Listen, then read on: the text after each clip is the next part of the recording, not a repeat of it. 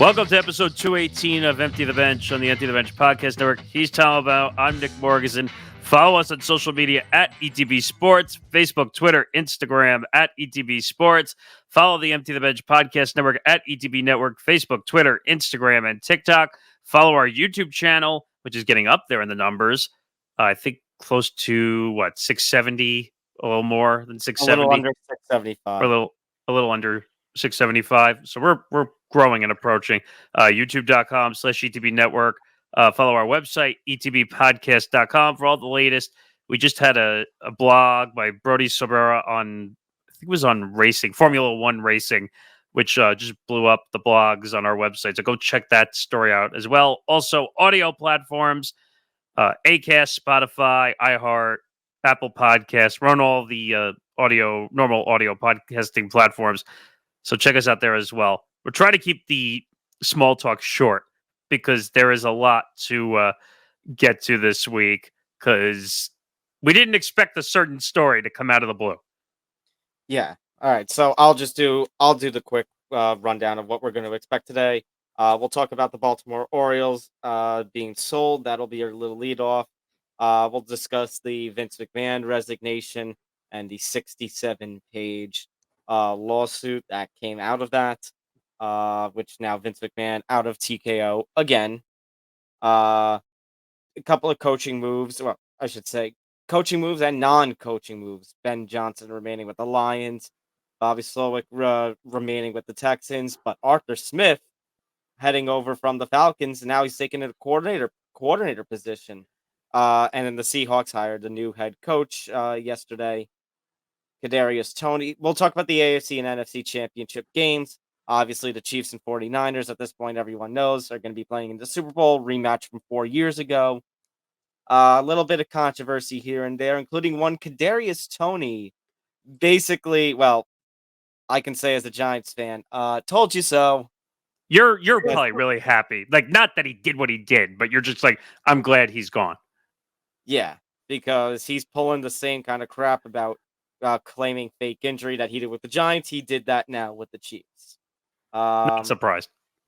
A story that is gonna boil. That's gonna make your blood boil. Adam Silver, get ready to see a lot more of him. He's staying on through the rest of the decade. Oh, goody! I can't wait. Jason Kidd made a stupid comment. NHL players are being accused of sexual assault while in London. Again. And Super Bowl prop bet that I've got a feeling everyone's going to be placing some money on. Yeah, and if we have time, there's another topic under that, which is going to make my blood boil too. Okay. But we'll see if we get to that. But right off the bat, John P. Angelos, which is the son of the father, Peter Angelos, has agreed to sell the Baltimore Orioles to private equity billionaires David Rubenstein, and I'm going to totally botch this name, but Mike Arrighetti. Yeah. Cal Ripken Jr. is expected to be part of the group. Now some other names have come out as well. Grant Hill from the NBA. Michael Bloomberg, the former New York City mayor, which you and I had a chuckle about. Well, we have what connection? I guess it's a connection to one of the billionaires or both of them because he has no connection to the city of Baltimore as far as I know. Well, billionaires love companies, so I guess that kind of makes sense. But this is a massive story because you know what? Baseball said, hi, we're here. The season's almost here. We got to make some news. Yeah, pitchers and catchers are reporting in, I think, less than 2 weeks. And I guess this is the start of the big moves now for baseball. Obviously, we have the free agency stuff, but now, I mean, this is pretty huge because the Angelos family has consistently been one of the I want to try to find a word other than worst. One of the more hated, I guess. Oh, no, that's right. Hated. One of the more hated ownership groups. And part of it is that, yeah, you kind of saw it in the talk that happened at the end of the season or towards the end, where there was thrown out there you know, all these young stars that we have on this team that we got 100-something wins, you know, they're talking about potential trades or that they're not going to re-sign them at the end because the Angelos family is just they're cheap. Well, they also made headlines a lot for the wrong reasons last season, including the Brown. announcer Kevin Brown getting suspended because he criticized the team. Which, now that I have full perspective of that, I feel like a lot of owners might have done that, possibly because the all sports owners are babies and they don't like their egos being destroyed. But Mhm. it just didn't look good that the Orioles, that were already having reported issues of moving out of Camden Yards, which would have been a shame in every way, shape, or form. That's one of the coolest stadiums in Major League Baseball, in my opinion. It is. Um, It's beautiful. but you know what? This kind of had to happen because the Angelos family just, I hate to say, didn't give a crap anymore about owning the team. You're right. They have some really nice young stars that they could build a core around, but they were not interested in long term. If I'm not mistaken, the father is 93 or 94 years old, if I'm not mistaken. Well, the son was running team operations, even though the father was alive. It almost was like the last few years of the Steinbrenner family, the last few years where George was alive, where Hank and Hal was technically running the team since '08, even though George was still alive until and still the principal, owner and principal, I guess you would call him. Right. And by the way, I think George probably ran more than any other sick owner out there because the Yankees ran through his blood until he passed away. Mm-hmm. Um, just But, looking at the numbers perspective, also, mm-hmm. I, I forgot what the original number they bought for, like 230 million. They bought into it 1.725 billion. It's amazing how some of these, I mean, I can't even say some of these, but like the sports ownership is like one of the best, most profitable positions to get into because, I mean, look at how much money the family has made in that time. Now for the specifics, yeah. And then of course Cal Ripken Jr., the Orioles legend, joining in, and I guess he'll serve as kind of the face of the franchise. Kind of the, I don't know, like the ad salesman type, kind of like what, The I Derek don't know if Jeter to yeah. Miami. I'm not sure if that's the exact same thing because Derek actually was the GM, de facto GM slash owner. He was a terrible at it.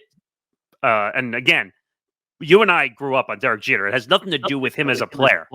But again, I'd say, but again, he was technically only the face of that group. That basically he was there and he wanted to own the team, but he needed the money, and so he had all those people around him, and then all those people around him didn't want to spend the money. So just a few years later, he was gone. But you see, this is very common now. You're seeing a lot of big name former athletes getting into the ownership game, even if it's small, like because they Right. just want to have their name on something. Now, the Cal Ripken Jr. thing makes sense because, again, everyone's going to know Cal in Baltimore. It's good publicity. It's good PR image. Yeah, it's good PR, but also he will represent the fan base. Hmm. That's the big thing that Baltimore is missing. Like Camden Yards was great. They almost were gonna. There was reports that they were gonna leave Camden Yards, which I think there would have been a huge riot if that happened. Right. I almost forgot about that. That they had threatened to get out of there, which again makes no sense to me when that ballpark is absolutely majestic. And by the way, his son John Angelos, a little bit of a hothead at times Mhm.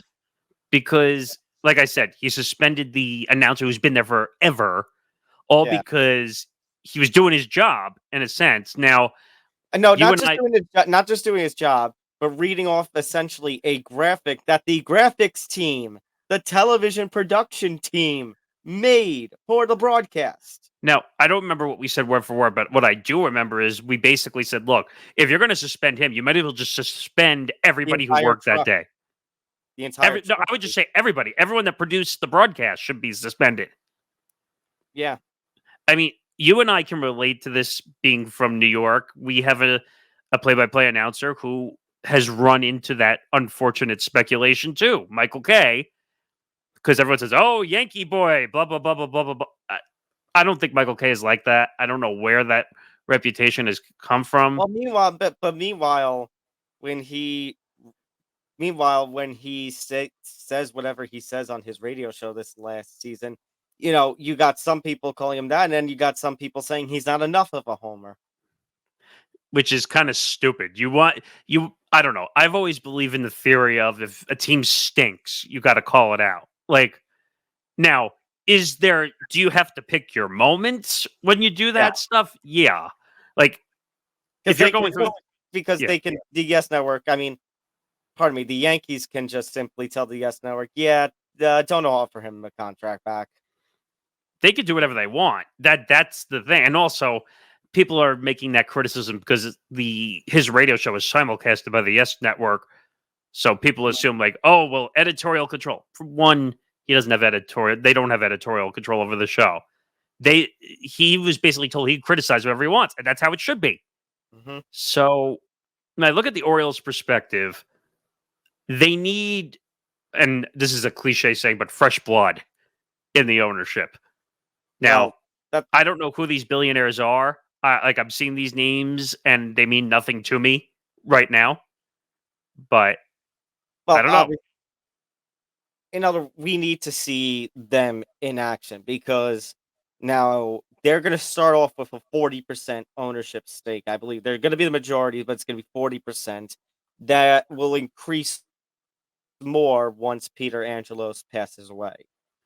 Correct. So the reason that they're doing it that way is because they don't want to take the direct tax hit when the father passes away. So they're moving it piece by piece to avoid the full tax hit when he passes away. So I don't know. This was a big story because, again, with all the turmoil that the Orioles went through, playing good baseball at times too last season,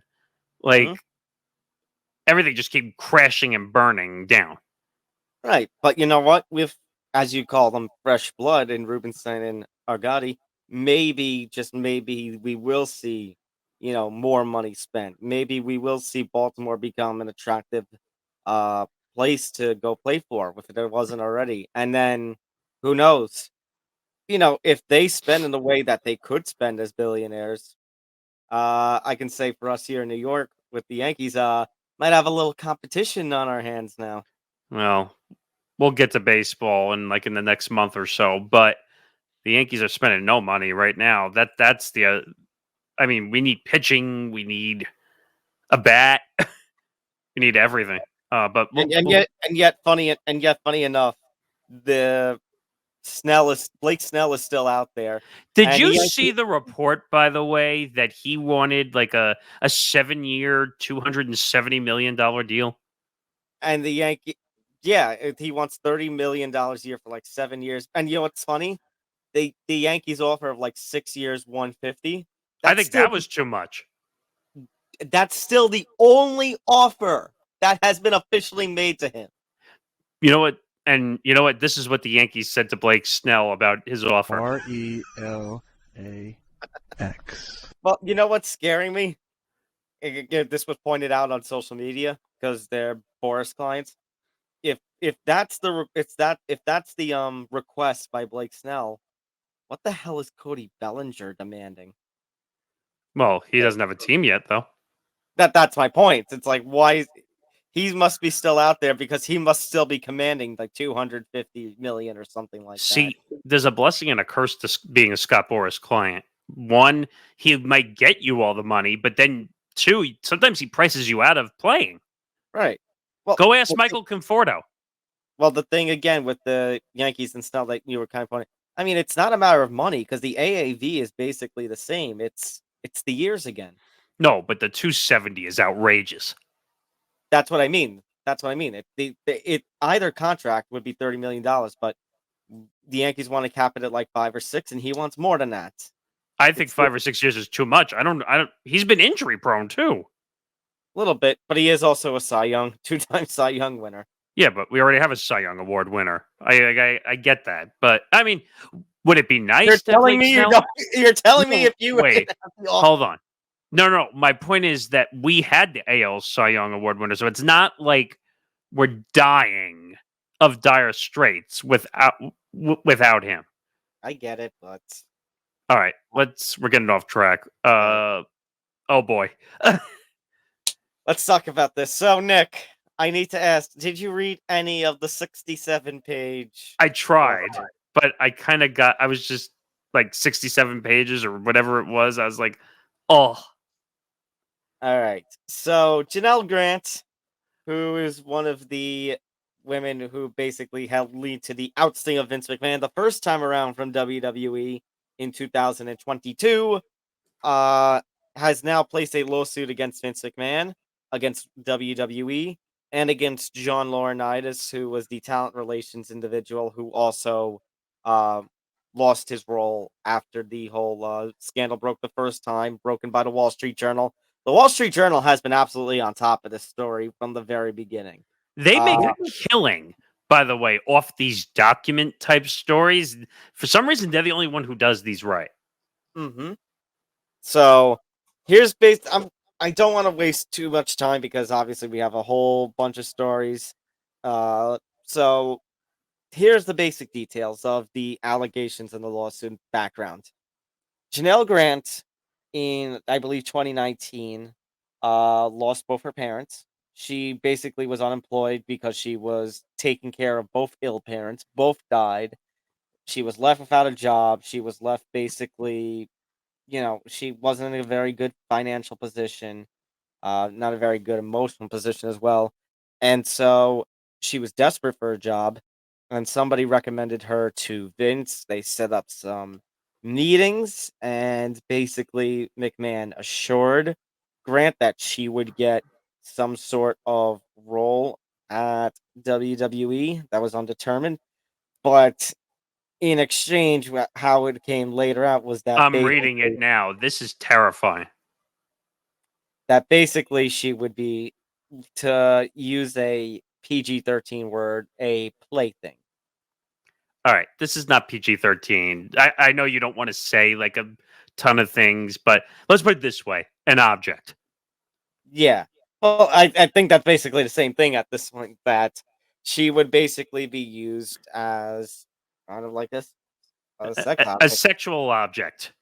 And there were all these different, you know, allegations of specific events that are being referenced. I'm not going to go into detail on too much of them. This is terrible, though. What? Sorry, I don't mean to cut you off, but I'm reading some of this stuff talking about the way he greeted her and a certain way. That he greeted her one time wearing nothing but like Yes, yeah, underwear.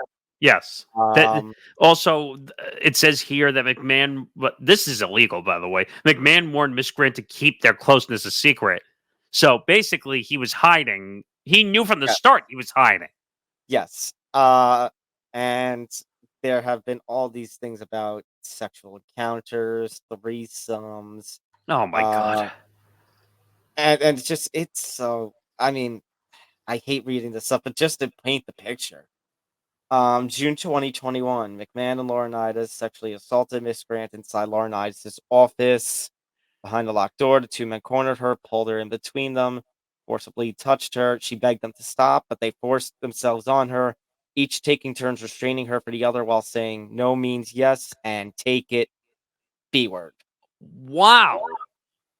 By the Uh, way, that other statement you were talking about the behind the closed door. It's a little bit of Matt Lauer, if you think about it. a little bit.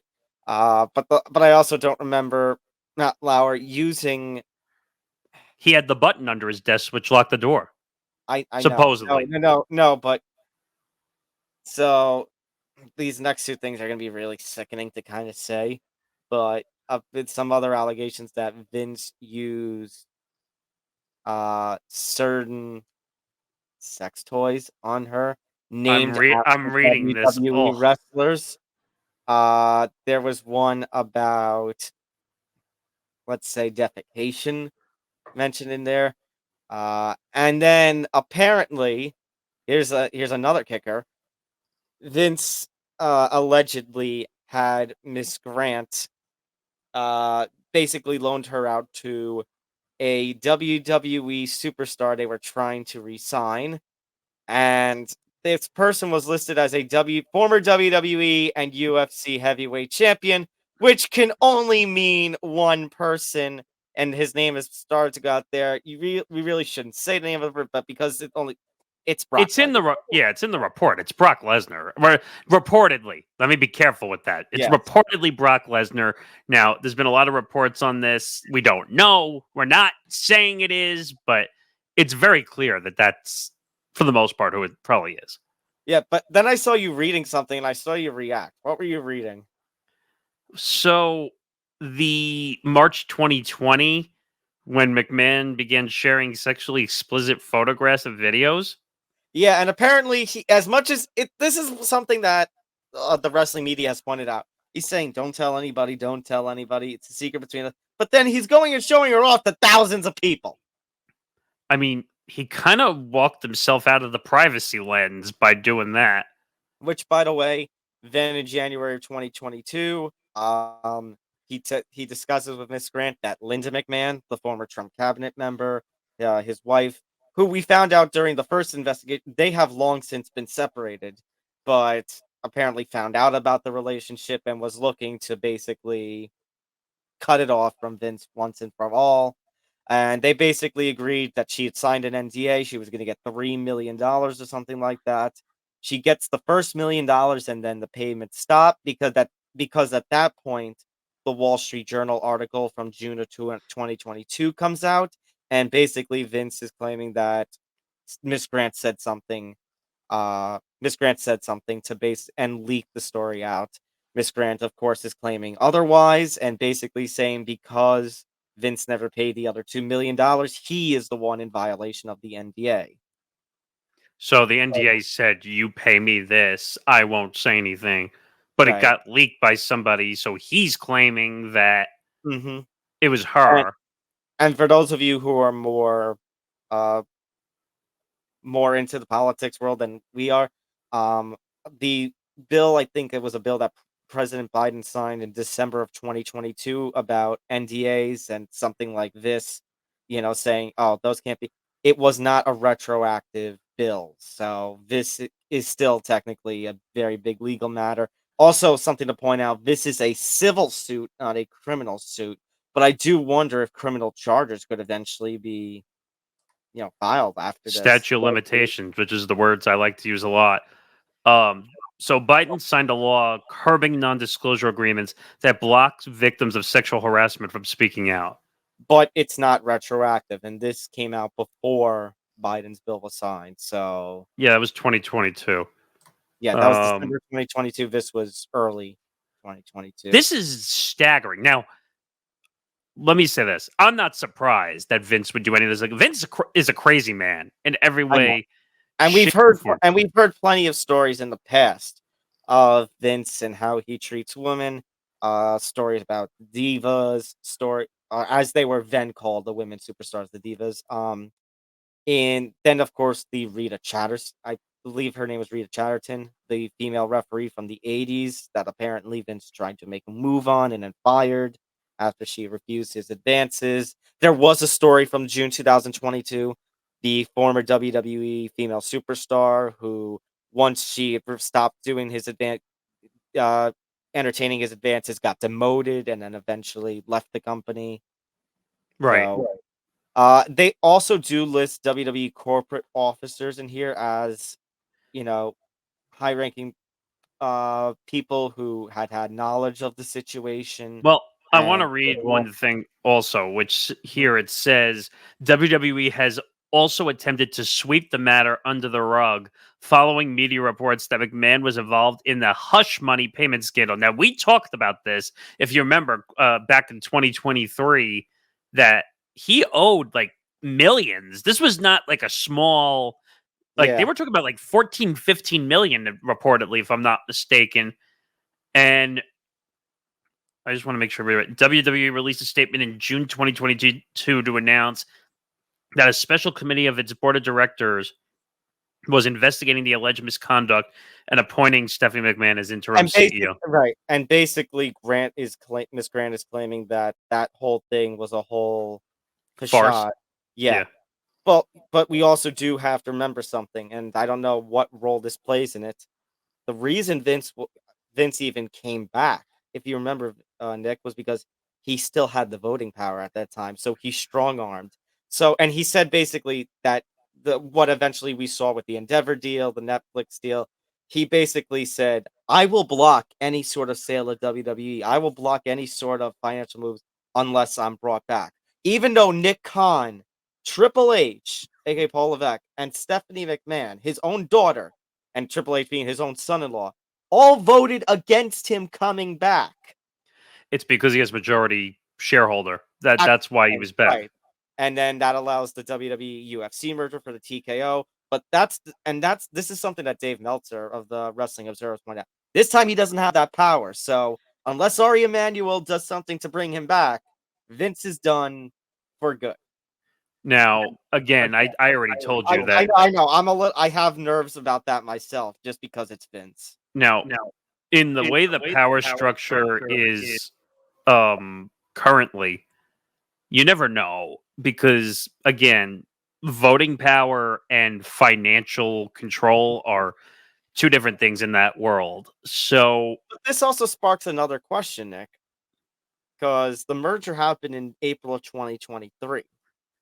So Ari Emanuel and all those people at Endeavor, they had to know things about this. So well, there's another issue here too. Just for a second, going back to the hush money, mhm.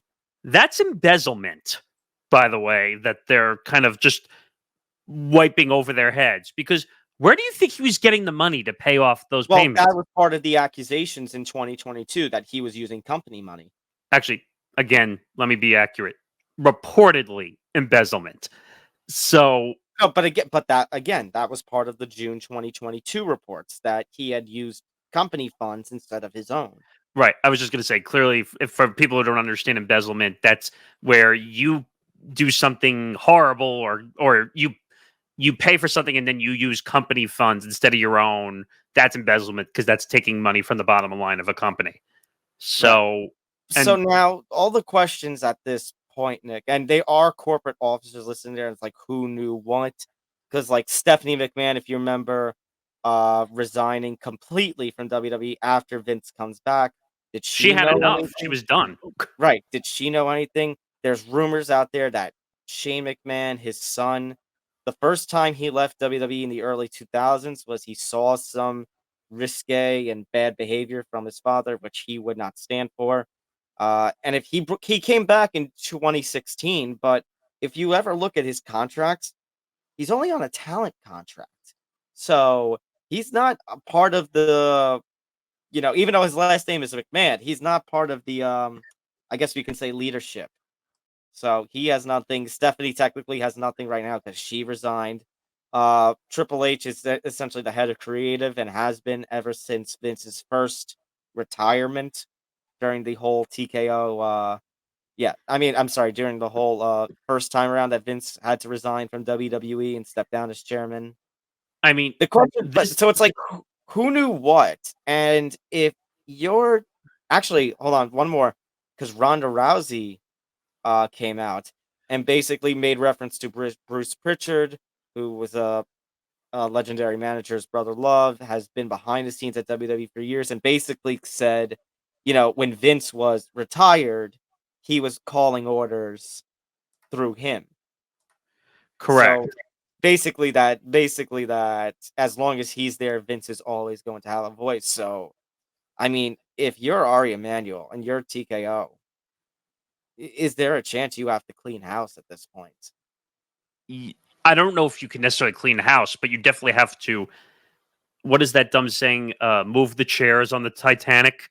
Right, which I will admit, I don't think Triple H did a good job of at the Royal Rumble post-show press conference. Now, I have to give credit to WWE that they didn't do anything, and I made reference to this on MMA Outsiders then. Because if this was the UFC, something like this, the UFC PR would be saying, you can't ask about this, and if you do, we're going to remove your access to Well, any look what happened at the. Oh god, I can't remember his name. Sean Strickland stuff. Yeah, the Sean Strickland press conference where the. Well, it wasn't the same reporter, but it was the same type of I know. incident. I know.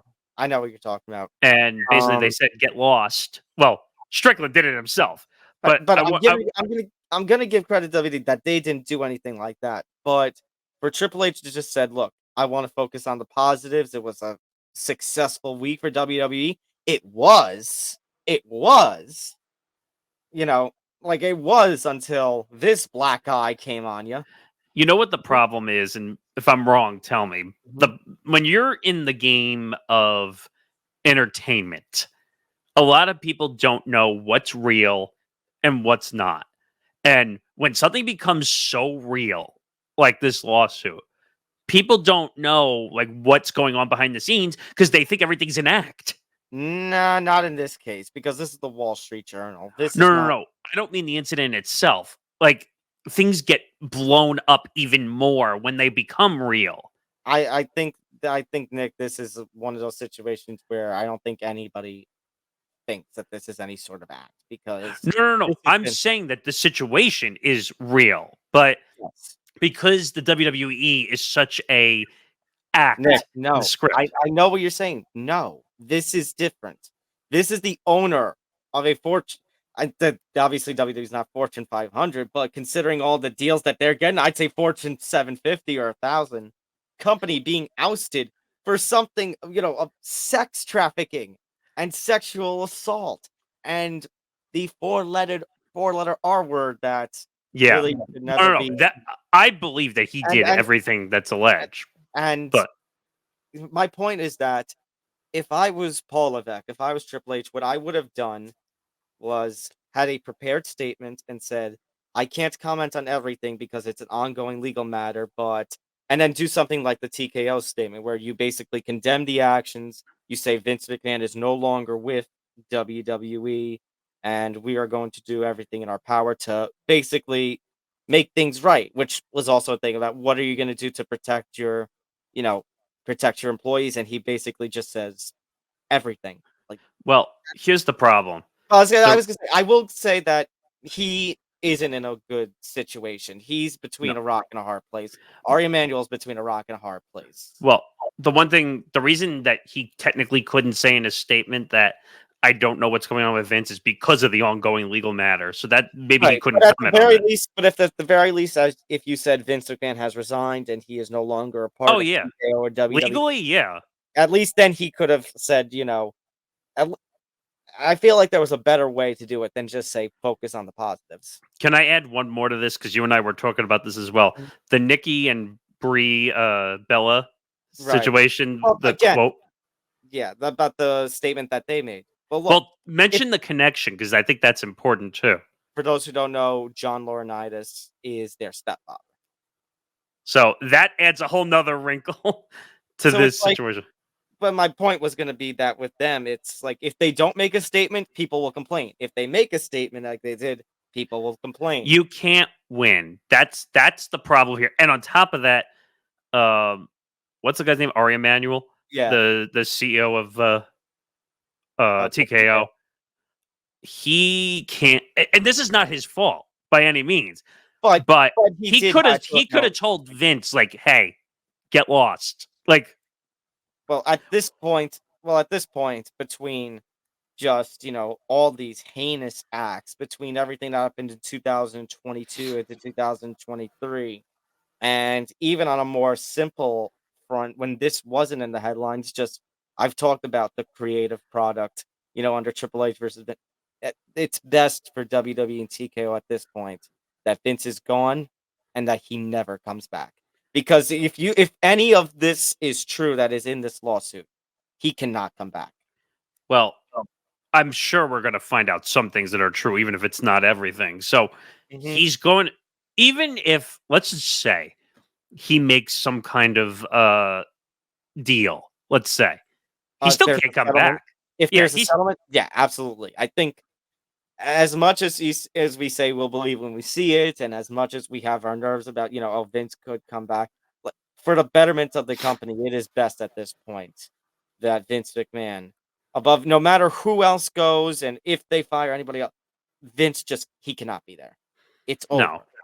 it's over. I mean, not this is a different type of example, but Look what happened, and unfortunately, we said we don't usually talk politics, but look what happened to Bill O'Reilly and Fox Right. when all the allegations came out, and he, it was alleged that he had to pay $20 million to some of the women out there. Look what happened to him. He was off Fox. He had a primetime show. I think that was the Spin Zone show or whatever he did. Yeah. And now he's doing a 1 hour radio show for a company I used to work for and a TV show on a non-linear channel, which most people don't know about.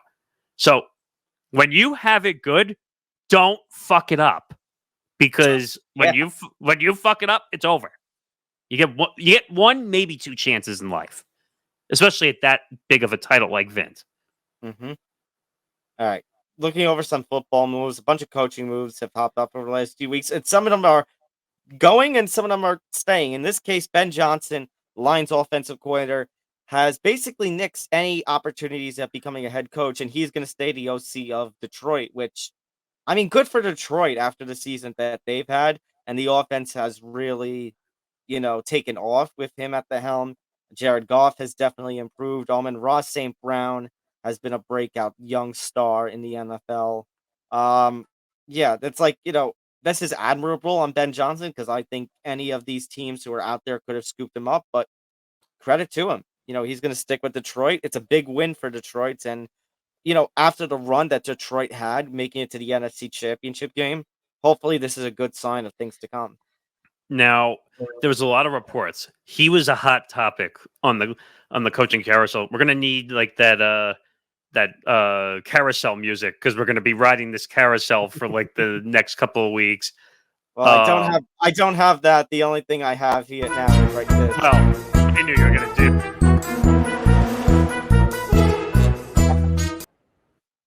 Like we're gonna be riding the carousel for the next couple of weeks because, again, originally I was shocked that he stayed. Now I'm not shocked that he stayed, because why leave a good situation? The Lions just ran into a Niners team that was more destined to make the Super Bowl. Well, we talked about something similar with the enemy. I think it was last year. So when he left the Kansas City OC job for the Washington OC job because he thought he had a better shot at becoming head coach while there. Well, originally, I think the reports were that he was guaranteed the job if Andy Reid had retired. But think about it. Andy Reid wasn't going anywhere. Patrick Mahomes is on the rise. Why would you leave? And now look, he's back in the Super Bowl again. Right. But that's the argument of why he shouldn't have left. I get it. Eric Bieniemy wanted head coaching positions, but you know what, though? I'm wondering if the Chiefs are better off without Bieniemy, considering all the drama that was being caused. I mean, I would have said no, considering how they did in the regular season, but it goes to what you said, that playoff Pat, he's a different beast in the playoffs. And by the way, Steve Spagnuolo actually willing this team on defense.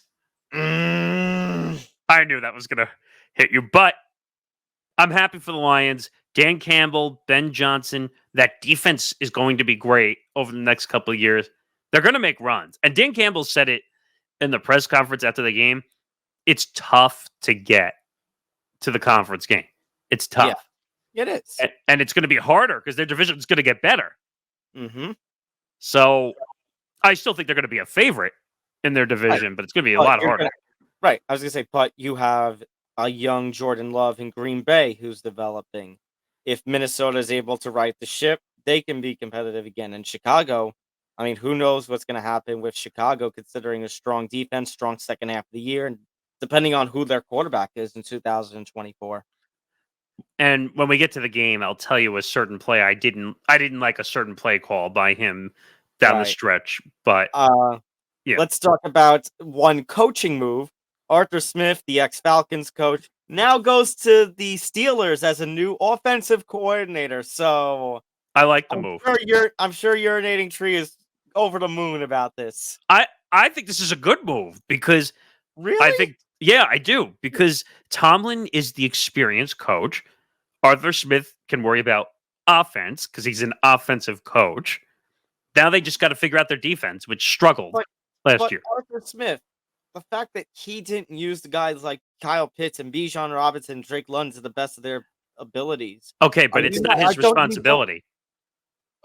But are you But does this bring any sort of concern that the same kind of fate could happen for like Najee Harris or Deontay Johnson? The issue with the Steelers is not choices. It's who's the quarterback, number one.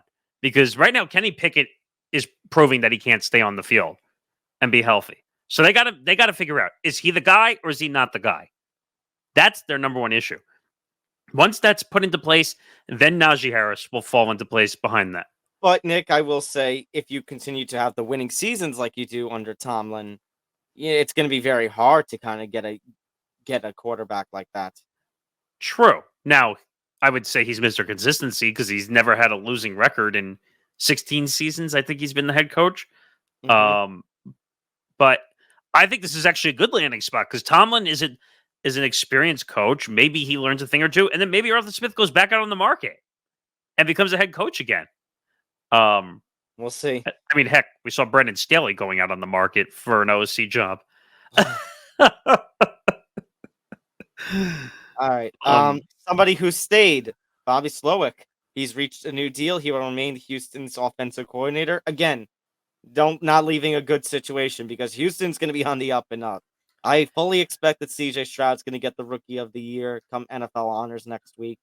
By the way, DeMeco Ryans and Bobby Slowick, amazing combo. I think DeMeco Ryans is going to be a rookie coach of the year or coach of the year, but yeah. I just think they ran into a buzzsaw 1 week too early in Baltimore. Imagine if that was the team from this past week. Oh my God. Imagine if it was the Texans playing the Chiefs. I mean, I still think the Chiefs probably would have won that somehow, but I think it would have been a fun game, at least. Yeah. And then a little more. What? Were you saying something? I just said this is not a surprise. They needed him back. And then a little more of a recent move. The Seahawks are expected to announce their new head coach as, speaking of the Ravens, their defensive coordinator, Mike McDonald. I kind of question this one going from Pete Carroll to Mike McDonald, especially when, like I talked about the first time when we talked about Pete Carroll being moved on from. I mean, Seattle, the last couple of years after, Russell Wilson was traded over to Broncos country, let's ride. They have still had success under Geno Smith. And it's tough when you're playing in the same division as the best team in the NFC in the San Francisco 49ers. So, I really don't understand this move. You know what they say about defensive coaches as head coaches? The track record is not great. Yeah. Ask Dan Quinn. Yeah, I don't like this at all. This is no. It's not a good move. I mean, the Seahawks need a lot of help. They don't. I mean, they're locked into Geno, which I don't know if that's exactly the greatest move of all time. They still have the veteran wide receivers who they still have there. I can't remember off the top of my head, but they have the pieces to work with. I'm trying to look it up here. Oh, DK Metcalf. They still have him there. And I think they have some young running backs, but I don't know. We'll see what happens. But now I want to move on to this other story, this one. Kadarius Toney accuses the Chiefs of lying about an injury and placement on the injury report in an expletive-filled IG Live rant. Now, full disclosure, we had talked about whether we were going to play this, and I had to explain to Tom that we can't play this. Yeah, I was originally ready to dive in, and then I heard the audio for the first time after Nick had mentioned it, and we kind of can't on the count that it has several N-words. Like, we're an uncensored podcast, but that's just one word we will never, ever touch. Yeah, that's a line we ain't crossing. But basically the idea is, as I said at the top of the show, kind of similar situation what happened with the Giants a couple of years ago, and where he basically accused the Giants of lying, where there was this whole idea about maybe lying about an injury that Toney supposedly had. And Toney basically was accusing the Chiefs of doing the same thing. Now, here's the kicker. He wasn't going to play in the game anyways because his wife had just given birth the other night, so he was going to, and of course, Kadarius Toney's not the number one or anything over on that team, so he was going to stay back for the conference championship game. But now, they had also mentioned supposedly his hip wasn't okay, and this is what he's calling BS on. And the fact that you're going to go on Instagram Live right before your team is supposed to play a very major game for the conference championship, for the right to play the Super Bowl, and you're going to drop N-bombs, and you're going to just have all these other expletives, and you're going to do that over social media, live on social media. Yeah, this doesn't look good. And if I'm the Chiefs, in spite of all the wide receiver troubles you had during the regular season, I mean, obviously now Rashee Rice has definitely been the exception. Like, he can't play in the Super Bowl. He's got to be benched. Well, they said he's not going to play in the game anyway. Oh, So he's not going to? they Okay. said the injuries basically knocked him out. But they've also reported that the Chiefs have basically said, you really think we're going to trust you after that full rant? And I Mhm. wouldn't. I'd cut his ass right now. Like, I would. And people are going to say, well, Nick, you can't do that. It's the play. That's not how the NFL works. You get cut anytime, anywhere. I mean, I feel sick if he's really going to get a second ring after all of this. I mean, unfortunately, that has to do with more of percentage of the year, I think. Yeah. And he's been with the team all year. Mhm. So that's going to be one of those unfortunate graving of names on a ring if they win. Kind of like Antonio Brown when he joined the Bucks with Brady. Ugh. I feel bad for the Bucks who had to pay for that ring. But you know what? This is a classic case, which you and I have said over the years: foot in mouth syndrome. And it seems like Kadarius Toney's foot is glued to his mouth. Yeah, because he didn't learn the last time he said, "Oh, he was being lied. Oh, he lied about my injury." He can taste his toes 24/7 with everything that he says. Yeah. Ugh. Okay.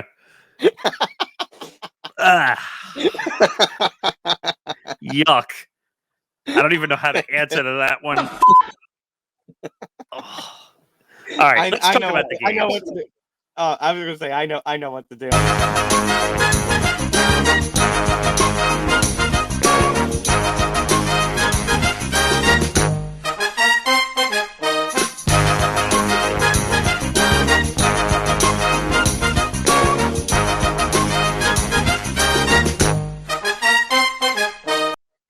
All right. We've had our cleansing moment. Now let's go to the games themselves. We were live here on Empty the Bench for the Chiefs-Ravens game, and, well, hold on. Let me try to find a perfect sound effect for it. I think I found it. Yeah, what a snooze fest between the Chiefs and the Ravens. Everyone said before, including myself, by the way, that the Ravens were going to stomp the Chiefs, considering the offensive weapons. Lamar, who's going to be the MVP. And I thought it was also, I mean, it was still somewhat of a close game, but I expected more competitiveness. I expected more scoring. For the game to end like 17-10, that didn't sit right with me with these kind of offenses. And if you remember, I said it in the intro of the live stream, like, this is the quarterback matchup that everyone was quite literally waiting for between Mahomes and Lamar. Yeah. And Lamar came out flat. Well, no, Lamar ended up actually having a pretty good game, but the team around him, I mean, what receivers were able to catch in that game? You only had one in Zay Flowers. The running game couldn't get going. Lamar outran his running backs by a margin. No, that's a good point. I mean, Lamar, I don't know. What the interesting thing about the game, they went away from their running strategy during that game. He was throwing the ball more than I've ever seen in a game. And it killed them because the Chiefs defense has looked great the past couple of games. But even then, like, Gus Edwards and company couldn't get anything going. Hill, I mean, he got some decent runs, but not enough to really prevail. And again, Lamar just outperformed both of them in the running game. And then the only one who really had any, I mean, Nelson Aguilar had a big catch late in the game, but I mean, the only one who was really being consistent and producing all game was Zay Flowers. And you know how I have hyped Zay Flowers to high heaven. And then during a very pivotal final drive, as they were trying to get down the field to either tie it up or force it or, take the lead, Zay Flowers taunts over a Kansas City defender and ends up costing his team with a 15-yard penalty. And then it's not he ends up having a really bad drop of the ball. He's going into the end zone. He reaches out The and touchback. yeah, it's Yeah. a Justin Jefferson The situation. second time, by the way, in 2 weeks that there was a touchback in the end zone. Yeah, Um, so Zay Flowers basically goes from hero to zero. yeah, Mark but Andrews came back, yeah, but he wasn't 100%. no. But I mean, it helped to have him back, don't get me wrong. But Mhm. here's the rock and the hard place discussion you and I were having. Zay Flowers had the best game offensively. He had a touchdown, I think 115 yards total from scrimmage the whole game. He had the best game offensively, but he committed two unpleasantries, which cost them the game between the Mhm. touchback and the penalty. And if I'm not mistaken, the Ravens had a crucial too many men on the field penalty towards the end also. The defense had a too not the offense, the defense had a too many men on the field. Because they were still in it for the most part until the end. Yeah, they were trying to hold they could have held the Chiefs down, but then they took that too many men on the field penalty and that completely killed it. Of all places, you can't have too many men on the field at defense. You can control the defense. Like offense, like sometimes you get caught because you're moving players around. Defense, you can't. I know we have the conversations about I shouldn't say we, the sports media has the conversation about Lamar being a choker in the playoffs. And I get that that can't be shedded here. But if you're gonna blame Lamar in this game, then you've got to blame a hell of a lot more people. You gotta blame I would put Zay Flowers at this point above Lamar for the stupidity that he had in that taunting penalty because obviously we talked fallacy of a predetermined outcome, but who knows? Maybe that next play, if Zay Flowers doesn't taunt and they're close to the end zone, maybe you have Justin Tucker kick the field goal and you're even closer. Maybe Lamar throws the touchdown and you have the lead and you get the win. It was Speaking of just Justin Tucker, yes, um, the idea of how Justin Tucker apparently had his kicking equipment. and all of his equipment there, and apparently Mahomes and the Chiefs and Kelce took issue with it, told him to basically move out of the bleeping way, and Kelce you saw throwing Pick the his stuff helmet up away. and throw the stuff, which I just thought, and I think I said to you beforehand, like that's gamesmanship. I get it, but come on, like But it's like what we said during the stream. The Chiefs are openly willing to play the bad guy this year. which is good and bad because sometimes you get a bad reputation and everyone's out to get you. Which again, I think that happened in this playoffs. But Mahomes proved that he can win on the road. That whole reputation thing is gone. Yes. He won in Buffalo, and now he won in Baltimore. Mm-hmm. Now the reason we know the reason that people are rooting against them or rooting for them. It's Kelsey Swift. Well, yeah, but one thing I just want to say about Baltimore as well: the leading rusher was Lamar Jackson. That's what I was referring to before, and that's what I said at the end of the stream. At this point, you know, Gus Edwards. I love Gus. He's a native here in New York. He can't be the RB1. J.K. Dobbins, I know, was always the RB1, but he's got a season-ending injury the last 2 or 3 years in a row. Well, and So, they also had the other young guy who was a starter who I can't remember, who was good too, and he mhm. unfortunately had a season-ending injury. So Gus Edwards is actually a good running back, but he's probably I would call it like a 1.5, where Mhm. he's not a starter, he's not a bench guy, You but he's need like right in the middle. you need somebody for him to share the load with. Right. And And unfortunately that didn't happen. it would help if the person in the receiving end, you have Zay Flowers as your wide receiver one without a doubt. You know, does this soil some of his rookie season? Absolutely. But he still, was still a really key part of this team and let's be real. the wide receiver 2 cannot be an aging Nelson Aguilar or Odell Beckham Jr. It just can't. Odell Beckham, and I hate to say this, like, I know you guys got mad at me, but it was partially a bust of a season for Odell Beckham. Okay, because you had talked about a bust of a career. Bust of a season, kinda, yeah. Because he He was definitely overhyped. yes. But I think the bigger word for his career, I would agree with you on underachiever. He has underachieved. I went back and I did some watch just to Mhm. see where his trajectory was. Obviously, the big time catch, which made him go Right, viral. but no, but I remember if when you're talking about the season, Odell was one of the reasons that Lamar supposedly had come back to the Ravens. That's true. That was one of they said that was one of the reasons he came because he wanted another veteran guy to fit his lineup with Andrews, with Odell. That was supposed to be I have plenty of weapons, but Right. Your only hope at this point, by the way, kind of like what we were talking also on Sunday about, is once Andrew is healthy again at the start of next season, you run the 2 tight end system with him and Likely.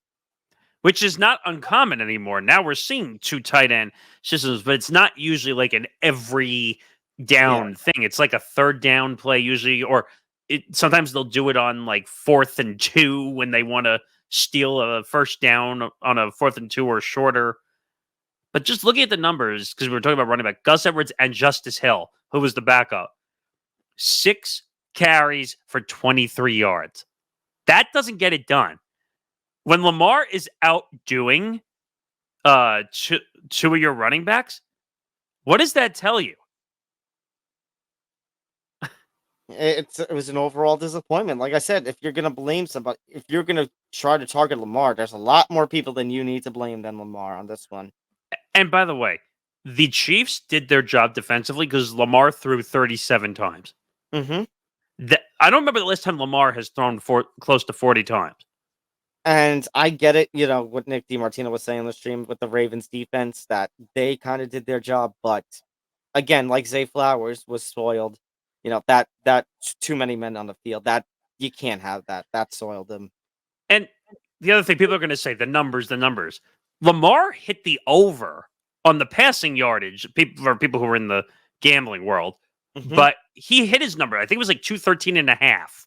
Something So like yeah. he hit that by over 60 yards or just about 60 yards. So that's not the issue here. Lamar, but it can't be Lamar for offense. Like as they say, Lamar for president, Lamar for Yeah. offense. Like it can't. You're gonna lose. You're gonna lose 9 times out of 10 if Lamar is gonna run the offense and get nothing. But on the other side of this, the NFC game was fun. Lions A lot more. 49ers was fun. Like you said, I think it was a case that the Lions make some mistakes, yeah, but I think it's more of a case of, Lions are a young, hungry team, but the 49ers have been this whole season, even when the Eagles were, on pace with them before their epic collapse. The 49ers have been one of the beast leading teams of the entire NFL, not just the NFC. So just a case of, I guess you can call it, Nick, too soon. Now, I will say, if you want to fault the Lions a bit, what did I say during that Lions Cowboys stream? That Dan Campbell's aggressiveness and trying to be cute was going to cost them down the line. Here, Not it taking happened the field goal, I think, killed them. twice. But I'm talking about the one where he literally went on 4th down and Mhm. cost them the game. Like that throw wasn't even close. No. Like if you're gonna go for it on 4th down, you got to have like an open play. Or why aren't you dumping that short at least to get the first down? That I don't get. Like that was going for like 10, 15 yards. Like he was going for the gullet. And it's just like, what's his name? You didn't trust Michael Bagley? Well, that was a whole nother issue. But the catch of the day, by the way, Mhm. the Ayuk catch for 51 yards on the Ayuk yeah. is amazing. Like, I know we entered the season all the hype about Debo and him being the two-way. Ayuk has proven to be just as explosive of a talent as Debo, I think. And by the way, that should have been pass interference. They picked it up because he caught the football, which I Right. don't understand why that matters. Like, if it's pass interference, it's pass interference. Well, I mean, the coach probably would have declined it anyways. No, I get it, but I'm talking about from the principal standpoint. Let's say he doesn't catch the football. Oh yeah, right. Different story. So incredible catch. I think he landed on the 1 yard line, which Yeah. I'm sure a lot of gamblers were not happy about that. Not me because I didn't play that, but I don't know. This game was fun. Purdy turned it on in the fourth quarter, which has been the opposite of everything he's been doing all year. Mr. Irrelevant, no more. Mr. Irrelevant is far past irrelevant. And you know what? I'm happy for him because he got hurt before this game last year. So no one knew what to expect with him going in. And now he gets to play in a Super Bowl. Yeah, I think it's a massive mismatch. We'll get to that on Football Friday. But I got to give Jared Goff some kudos because he's been shit upon for years. Mm-hmm. And then the massive trade happens with Matthew Stafford going to L.A., Jared Goff going to Detroit. People say, oh, it's going to be a disaster. You know how they say change of scenery does everything? Yeah. Jared Goff got what he needed. And like we referenced earlier, Dan Campbell, Ben Johnson, they definitely help lead, the life that this offense has. And it's absolutely incredible. And like we said, it's tough to get back to the conference championship. It's even tougher to get to the Super Bowl, but I think there's bright things in the Lions' future if they continue on the road that they're going on. By the way, running game was great. Just came up a tad bit short. Yeah. Montgomery had a touchdown. Gibbs had a touchdown. Jameson Williams. 3 running backs had a touchdown, by the way, in this game, and they lost. That's got to be a killer. Yeah, that stinks. All right. So, good game. We got a few more stories here to get through. Adam Silver is going to remain the NBA commissioner. He has received an extension. He will be the commissioner throughout the rest of the 2020s. I can't. For starters.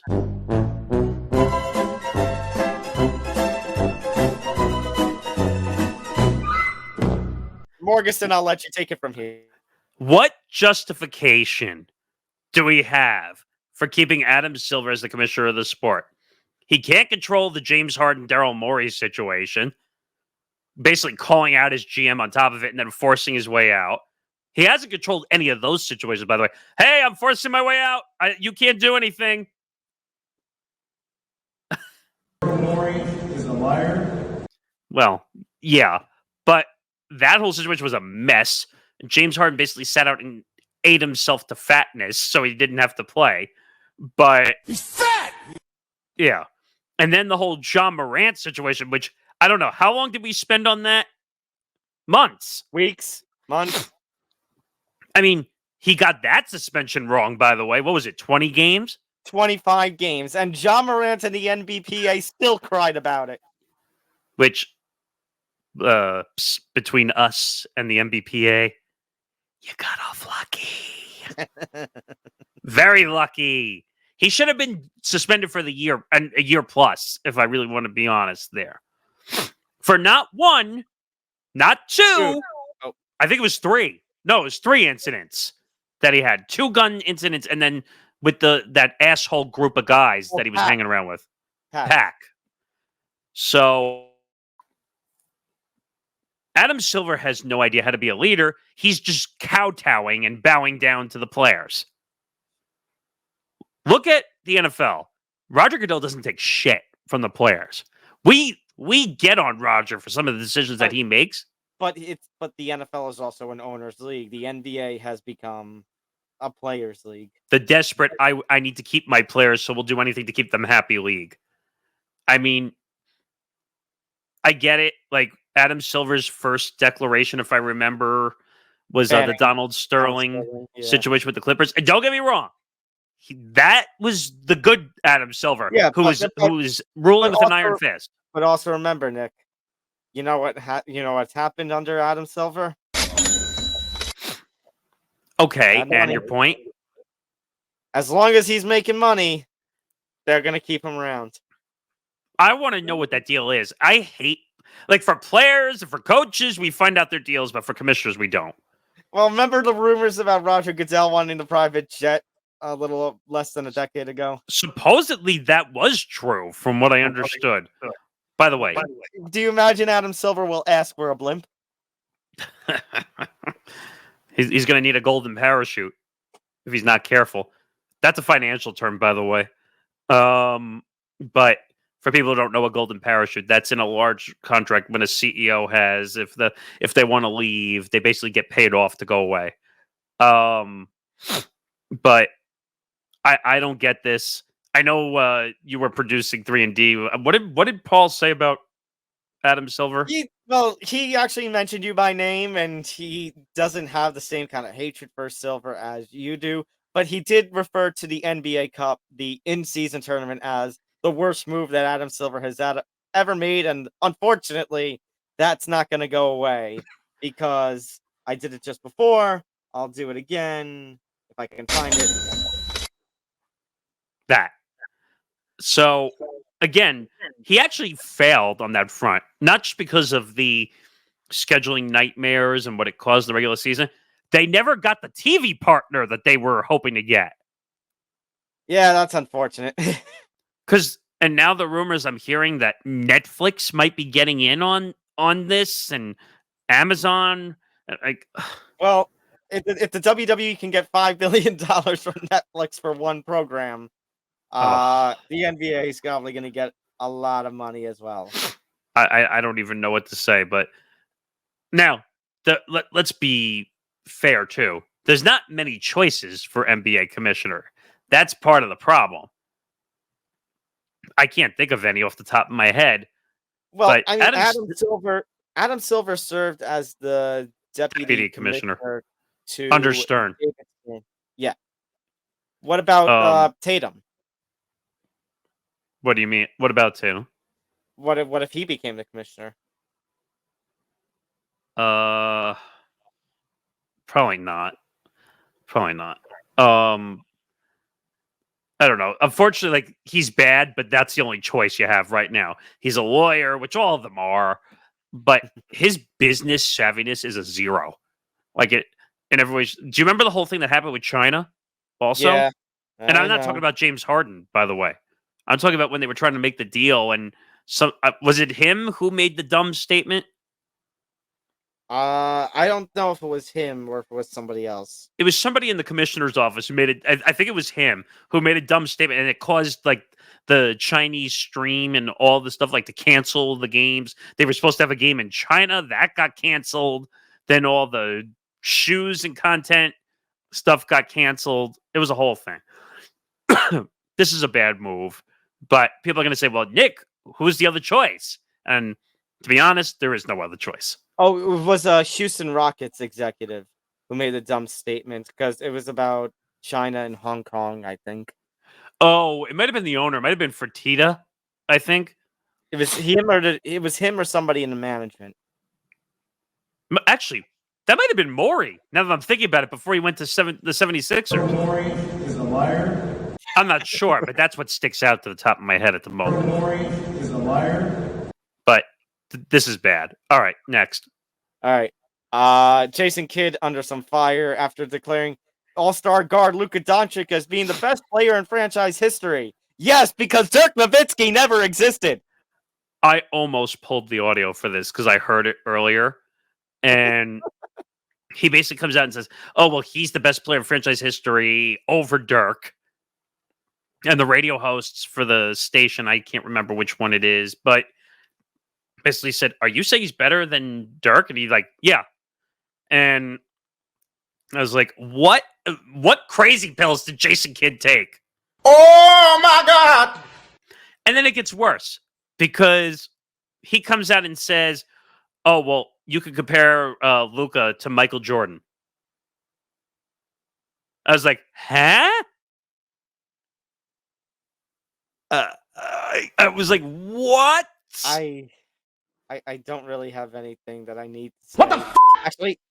Actually, no, I have something I need to say. Who was on crack? Well, yeah. I mean, this was bad. I mean, he's a great player. He was a great player, but as a coach, my God. People forget that he was the head coach of the Nets at one point too, Yep. and I think Milwaukee. he's the coach of Milwaukee where he spilled the drink on purpose. Yeah, you're right. I remember that. And then he tried to make a trade while he was still the head coach of the Nets, trading players to Milwaukee, knowing he was going to Milwaukee. Yeah. But like I'm reading through some of the quotes. So he said, quote, he's better than Dirk.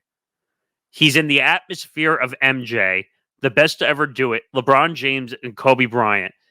And so just to appreciate what this young man's doing at the age of 24, it is something that Dallas has never seen. I've said this internally. He is better than Dirk. He does things that Dirk could never do. And now is the opportunity of getting the right people around him to ultimately win a championship. He's never going to be better than Dirk until he wins a championship. First of all, Dirk could actually play defense for a 7-footer. Luka, unfortunately, is in the generation of basketball where if you're a great offensive player, like your defense gets forgotten. Like, oh, your defense stinks. Oh, well, if you're going to put up 73 points like he did the other night and he's putting up 40 and a half, people will forget that his defense is shit compared to Dirk Nowitzki. Mm-hmm. Bad move comparing him to the atmosphere of MJ. Like, no one is MJ. MJ will be the greatest player of all time. To compare Luka, now listen, Luka's a great talent. He's been in the league, 5 years or so now? He's a great talent. But to compare him before he has won any sort of championship to Dirk, to MJ, to Kobe, to LeBron is just... I'm the first one to say it, and I'm the NBA nerd probably on this network, besides Paul. But this was bad. And I'm a Jason Kidd fan. I grew up with Jason Kidd. I know. And RJ and Vince Carter and that tandem three when big threes were not a spoken about thing. And Jason Kidd played with Dirk and won a title with Dirk. Yes. In Dallas. Yes. Like I'm just scratching my head because he was one of my favorite players. I have an autographed basketball of Jason Kidd in my room. So great player. Ever since he became a coach, he said some head-scratching things. Sometimes they say good players don't make good coaches. And here's proof of that. So to Mr. Kidd, I'll just end by saying... Stay off the weed!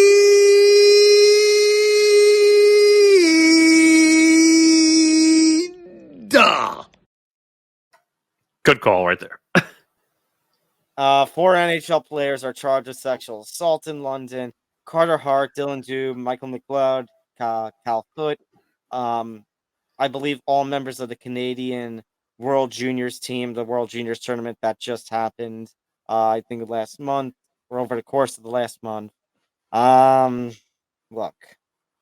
They're NHLers, right? Yes. One's with the Flames, one's with the Devils, one's with the Flyers. I forget what the 4th team is, but this is not a good look. Now, the teams have all basically said that these players are basically, I guess, inactive while all of this is going on. I hate when people... Wait a second. I hate when people say that, by the way. It doesn't matter whether you're a current NHL player, former NHL player, inactive player. You still did it. And basically at this point, if you're Gary Bettman, there needs to be investigations into all of this. And it's kind of damaging because London was one of the cities that the NHL has been in as a part of the global series that they've been trying to... A lot of professional sports have been there. So something's got to be done here. And I'm going to be watching to see what Gary Bettman does in the wake of all this. And they've had, and like, how the NFL has issues with certain things. The NHL seems to have a sexual assault problem. Well, I mean, regardless of whether you think it does or not, 4 players, 4 different teams, I would say that is a problem within itself. Agreed. But I'm saying didn't we have like a prior incident like last year also that we covered as well, I think? 2 years ago. It might have been 2 years ago, but they just have a history of issues, and then forget it. The NHLPA is a joke to begin with. They don't have any idea how to handle these situations. And if I'm not mistaken, this is an Olympics year for the NHL, right? No, Or is it not? no. This is a Summer Olympics. I know, but I think we also covered a story like they were having some issues with scheduling with the Well, Olympics. they haven't done the Olympics in a while because they don't want to interrupt the season and such. I think they were trying to talk their way back Talk into back it. in, yeah. But even if regardless, Nick, it's this is a Summer Olympic year. Okay, but this is just a bad look for the sport. The sport Oh, struggles already. They don't need any more terrible publicity hitting them in the face. Interesting Super Bowl prop bet. Obviously, the expectation is with a Chiefs win at the Super Bowl, Travis Kelce will bring Taylor Swift to the 50-yard line, will get dropped down to the knee, pull out the ring, ask, "Will you marry me?" Taylor will say yes, and then Travis Kelce will retire, and they will go live happily ever after.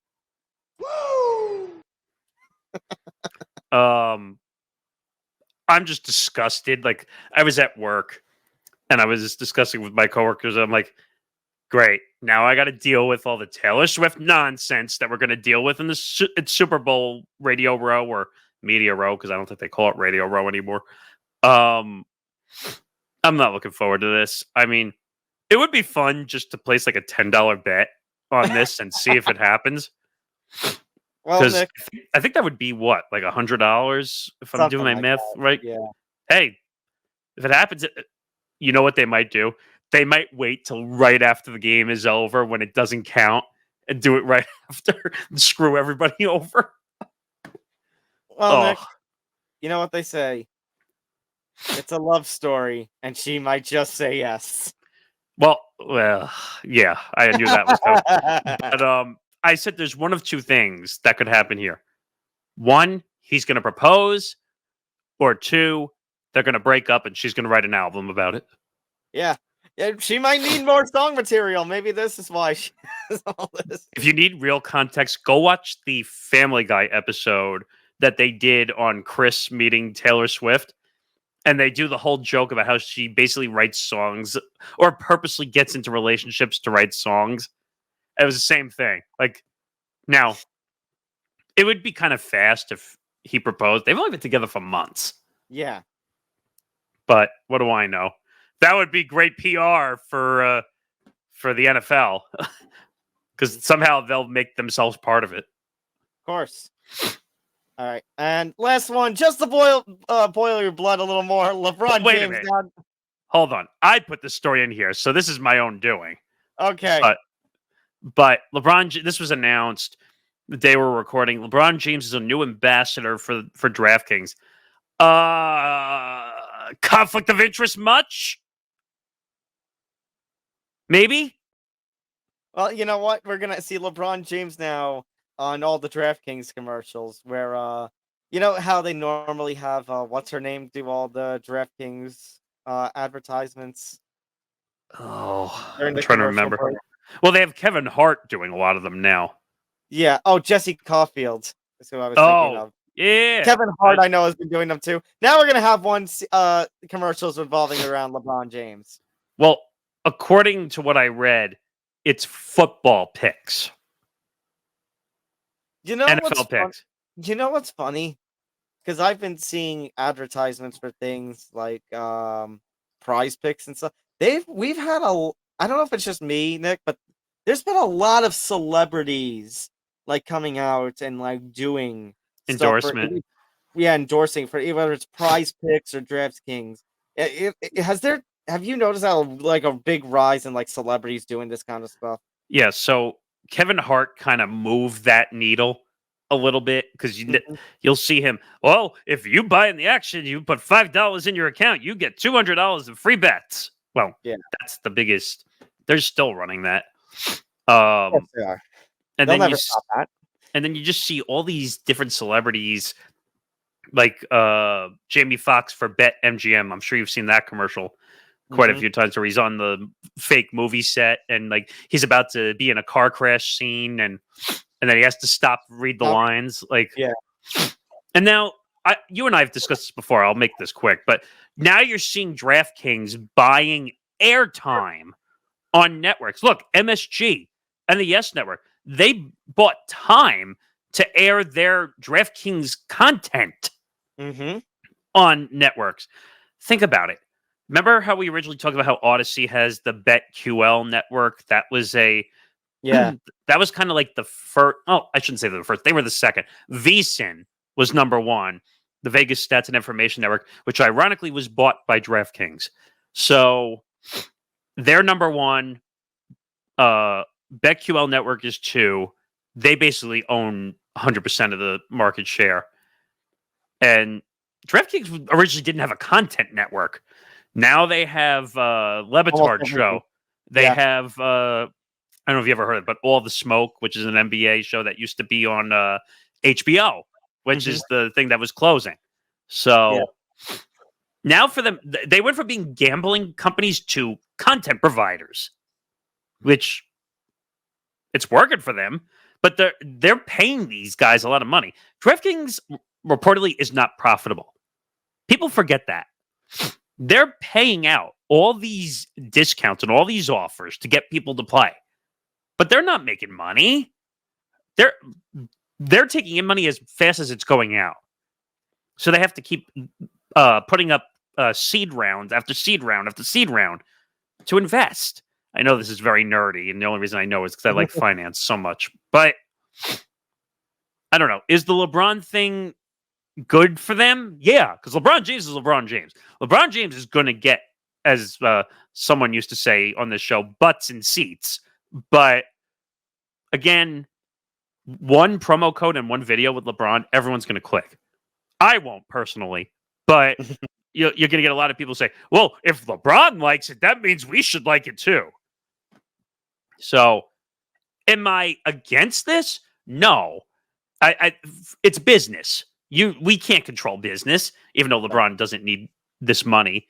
I guarantee he's getting paid a fuckload of money to do this. But it's business. I can't get mad at somebody for doing a business deal. Nope. All right. Speaking of business, we've done our business here, and that's going to do it for episode 218 of Empty the Bench. Make sure to hit the like button, subscribe, hit the notification bell so you get notified of everything here at the Empty the Bench Network.